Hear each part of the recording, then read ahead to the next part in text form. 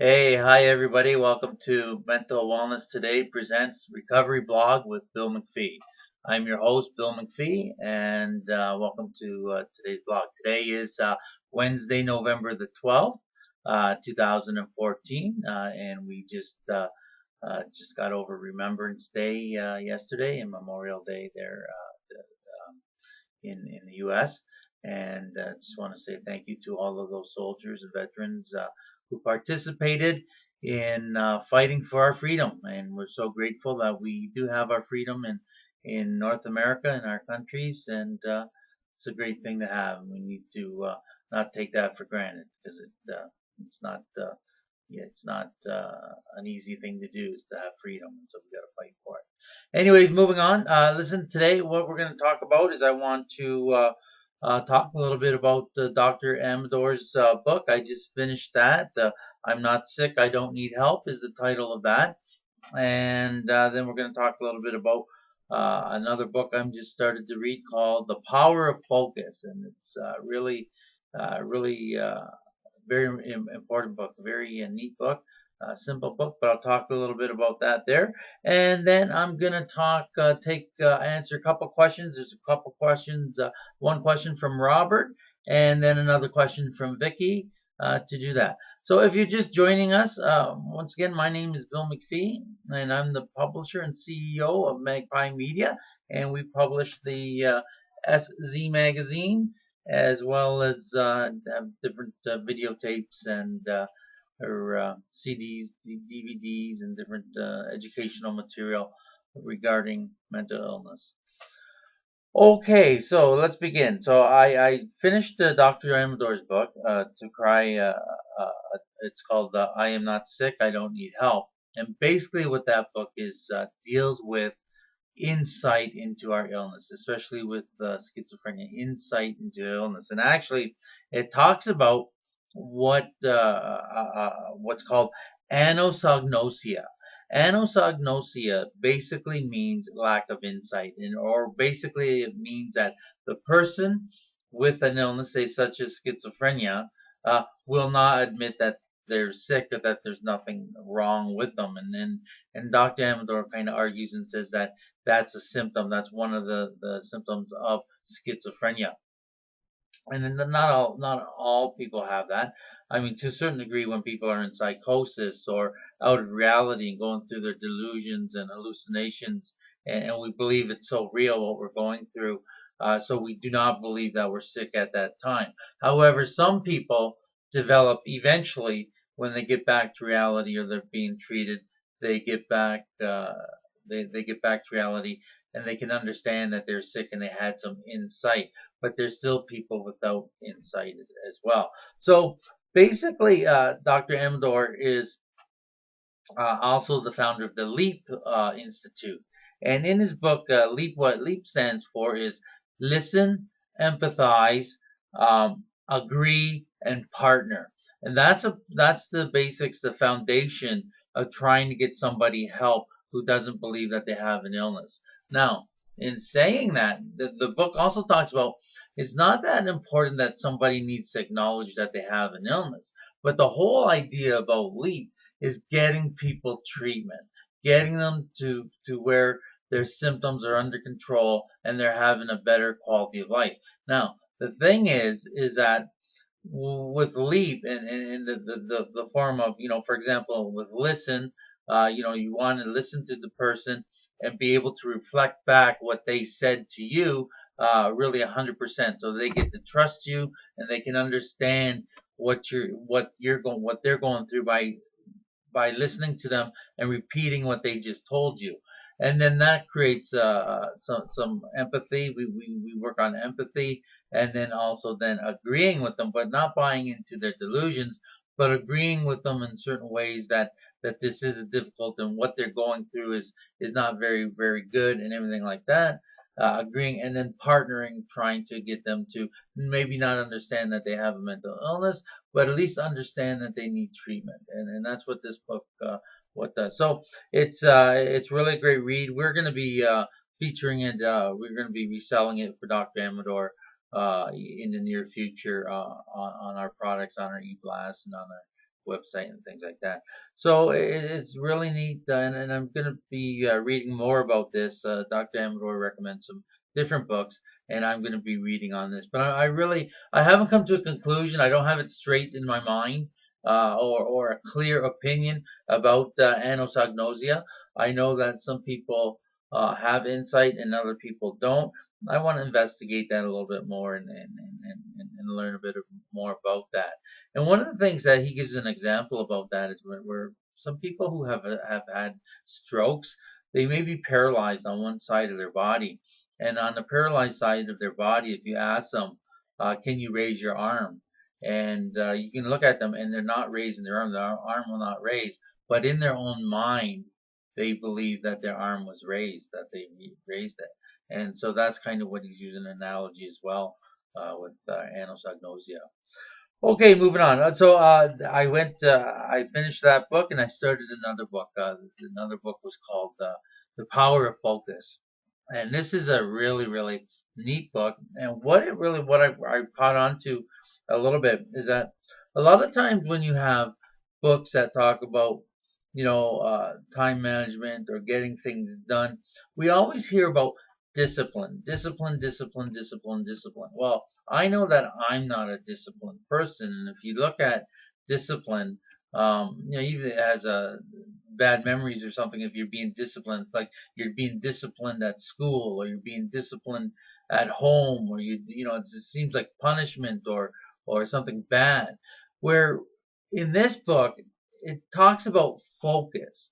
And if you substitute the word discipline and think about it more, focus, then that is really helpful because we can actually understand that, and we can actually do some of the things that are doing that it's suggested to do.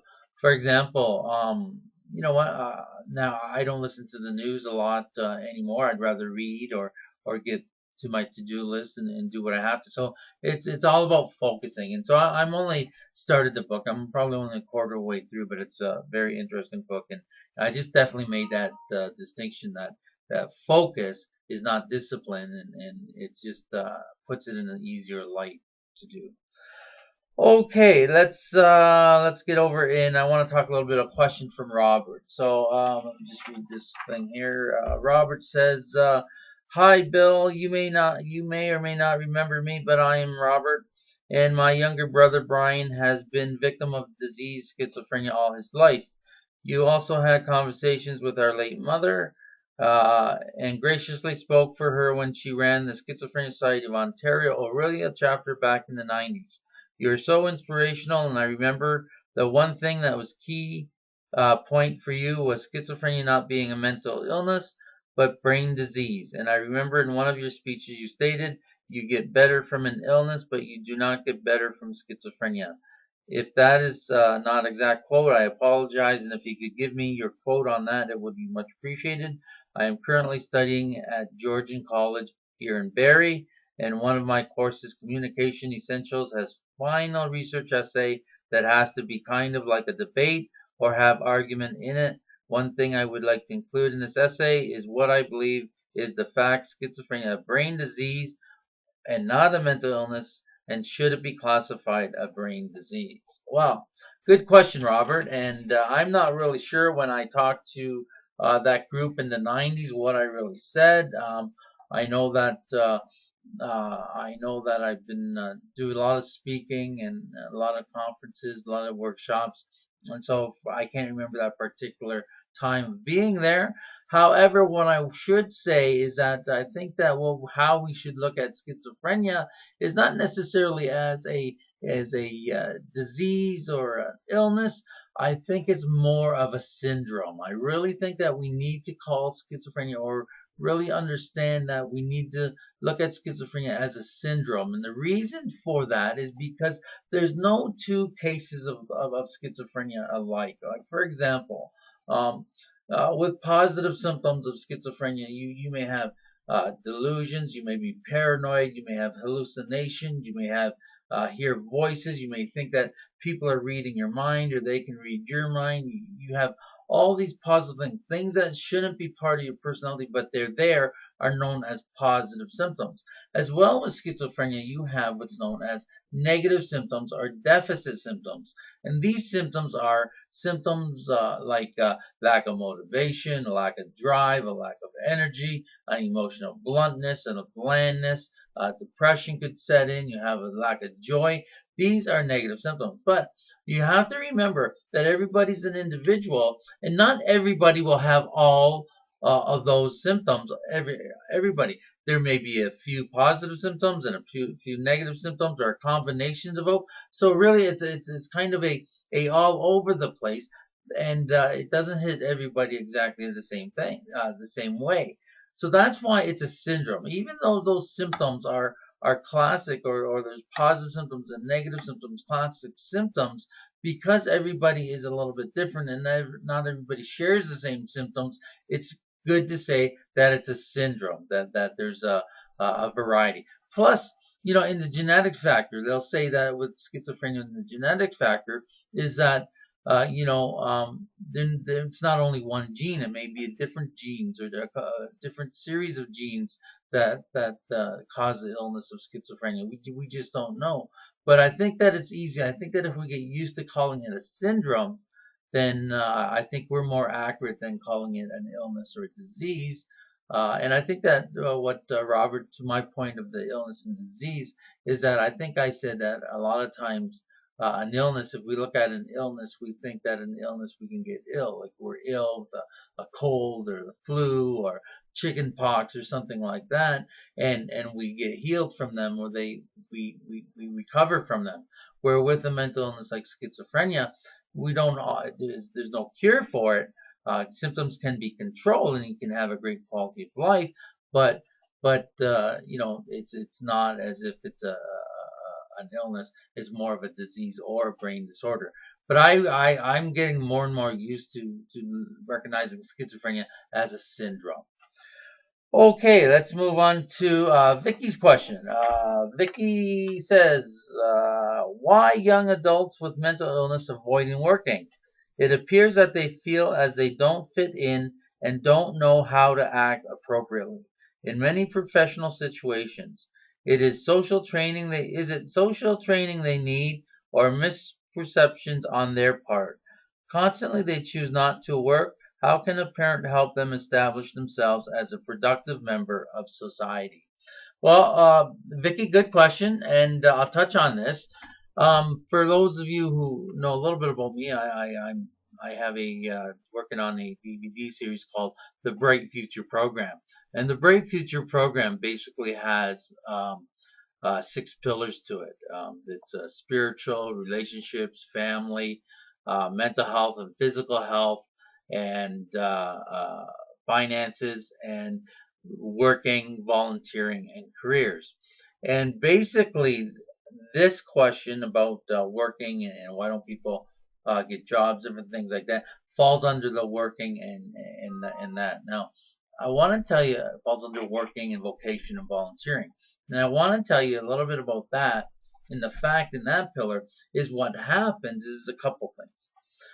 First of all, this is kind of a not an excuse, but a lot of times people who are dealing with a mental illness may be on a disability, they may be on a certain ODSP, some kind of government support. And one of the misconceptions is that they think that they may not work, that if they work, that they get money taken away from them, or it's not worth it and everything like that. And that may or that may not be true. I think it depends on which state you're in, which province you're in, if it's a federal program or a provincial program or a state program or a federal program, all these different things. But put that aside and don't worry about that. Let that just be maybe one of the problems that come later when you're ready to work. But what a lot of people don't understand, and this is what's really really important, is that a lot of times people with mental illness at one time or the other, we will have low self-esteem and a lack of confidence. It's guaranteed with everybody at one time or not who's going through a mental illness. And I want to give you an example of what poor self-esteem is. I can remember I was at a Canadian Mental Health Association meeting, and I was in the audience, and they had a speaker there. And this speaker basically spoke on, he was an architect, and and he was dealing with schizophrenia. And one of the questions came from the audience, and they said, "Listen, did you know that you would beat this illness?" And the person said, "Yes, I knew I'd beat it because I was too smart for it." Well, I heard that, and I said to myself, I said, "Well, Bill, there's absolutely no hope for you because you're not smart enough to beat this illness." And that's what lack of self-esteem does. That's what lack of confidence does to us. Now, in saying that, a lot of times what happens is that people, we know people who are dealing with mental illness, and they may be dealing with negative symptoms, and they may have tried to do something once or twice, and they failed at that, and so they don't want to try anymore. So you'll say, "Johnny, do you want to try to do this, or don't you want to try to better your life? Can you try to do this?" And Johnny will say, "No, leave me alone. I'm happy the way I am. Leave me alone." The fact is that Johnny really does have goals, and wishes that his life was better and it was better in the situation. However, what happens is that we get stuck. And for example, it takes persistence. Persistence is the key to keep trying and trying and trying and trying, because the more we try, eventually we're going to succeed. However, that what happens is that people get stuck. And what happens is that we're stuck here at this level. We may be stable on medications. We may be, okay. We may be in reality and then dealing with things, but we're just stuck in this situation here. What happens is that opportunity is up here. Opportunity is up here. And this opportunity may be, for example, going back to school part-time, or taking some interest courses, or getting a part-time job, or living independently. Whatever this opportunity is up here. But unfortunately, we're down here, and the baby steps to opportunity are non-existent or are missing. And so we are lacking the baby steps to move up to get to where that opportunity is. Now, I want to give you an example. I'm going to give you an analogy of what opportunity is all about. My wife Aileen, is from the Philippines, and in the Philippines they have education. It's 80 million people. It's a developing country. It's a third world country. A lot of poverty there, but anyways, they have a good educational system. Kids are going to school right from junior kindergarten right up through high school and everything. They learn English as a second language. They have dialects in their community, different languages and everything like that. They take all the math, all this kind of stuff. So they're very well educated. However, they get out of school, they get out of high school and that, and there's no jobs, there's no opportunity, and people don't flourish. There's just nothing. That's why it's a third world country. However, when my wife came over from the Philippines and we're living in Canada, one of the first things that my wife did is that she took a computer course. Now, she went to the high school night class, and it was free, and she learned about Word and Excel and the internet and PowerPoint and all that things about the computer that she was able to do. That was opportunity.